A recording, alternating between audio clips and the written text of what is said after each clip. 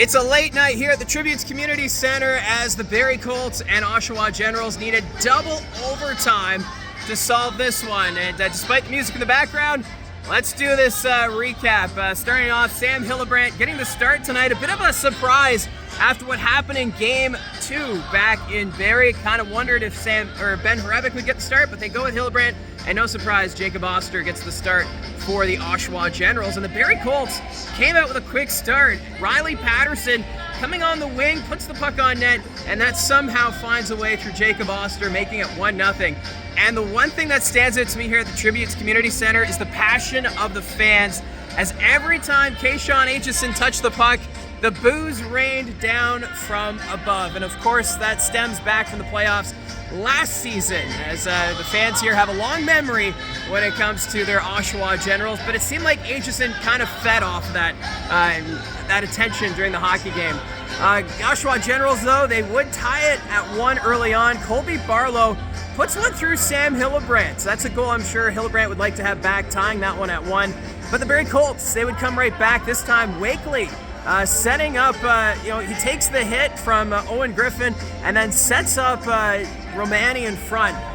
Anthony Romani now points in every playoff game so far, which is outstanding, as this Barrie Colts team putting up a fight here tonight.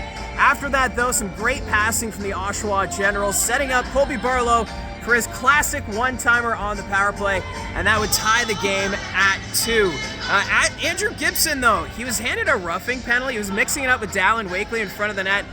Wakely made contact with Jacob Oster. I kind of wondered if maybe Wakely and Gibson should have both received penalties, but they end up just giving it to Gibson, and the fans here giving the chance to the referees here. They were, like I said, very passionate here tonight in Oshawa. After that, Brooks Rogowski would give the Generals a 3-2 lead. He just went down the middle and put it over the shoulder on Sam Hillebrand, and that's all it took. And then at the end of the first period, Jelsma and Oster, they collide. No penalties, surprisingly. I kind of wondered if it'd be goaltender interference. The fans wanted a penalty, but the refs letting them play. So after the first period, 11-10 shots in favor of Oshawa, and they had the lead 3-2 after the first. Dallin Wakely then attempted the Michigan early in the second period. That didn't work, but not long after, the Barrie Colts would tie it up at 3. Cole Beaudoin keeps the puck in the zone and then takes the shot through Jacob Oster. Great shot there from Cole Beaudoin.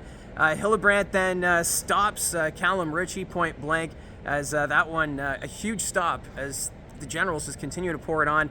Then there was a late icing call that was called off, and then Rogowski had a great scoring opportunity, but Sam Hillebrand able to make the huge stop. Then we had a 4-on-4 situation. Ethan Martin doing what he does best, agitating the Barrie Colts and getting both players to take a penalty, this time getting Tristan Bertucci to go off the ice for that 4-on-4 situation. But during the 4-on-4, there was a collision between Morelli and Ben Danford, and Morelli looked worse for wear. He went to the bench, but good news, he did come back a little later, but maybe something to look forward to. Obviously, it's the playoffs. Players are going to be battered and bruised as we go along. Now, Oshawa, they would take the lead again, 4-3, as Beckett Seneca, he looked like he was holding Kayshawn Aitchison's stick, but there's no call. The Colts obviously upset, but the referee, it looked like he was saying he didn't see it. So that ended up counting. And then it was 5-3 Oshawa, great team effort to keep the puck out of the net. And it goes the other way, and Noah Powell banks it in off Kayshawn Aitchison, making it 5-3. But the Colts not done at the end of that second period. They get within 1. Anthony Romani across to Van Steensel with 16.2 seconds remaining.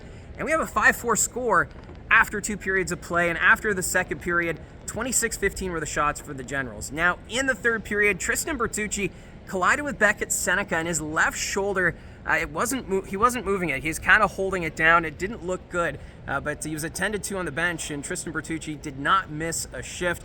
Just goes to show how these players are battling it out on the ice. After that, public enemy number 1, Kayshawn Aitchison would tie the game at 5. He would also taunt the crowd a bit.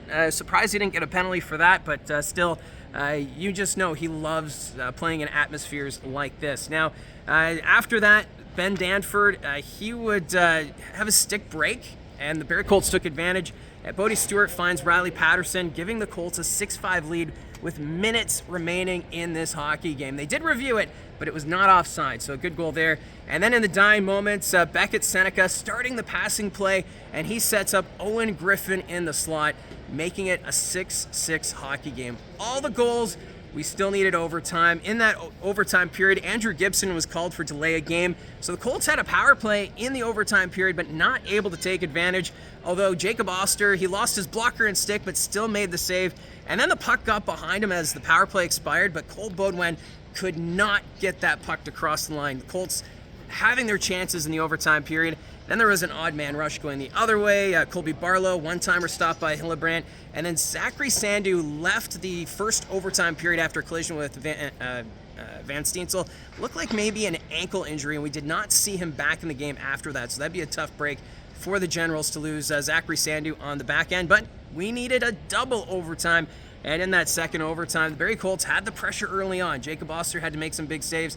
But the puck goes the other way. You could tell the players were exhausted. And Beckett Seneca sets up Luke Torrance, 8:44 into the double overtime. And the Oshawa Generals, one win away from completing the series sweep for the Eastern Conference Trophy. So shots overall, 50-40 in favor of the Generals. Your 3 stars tonight.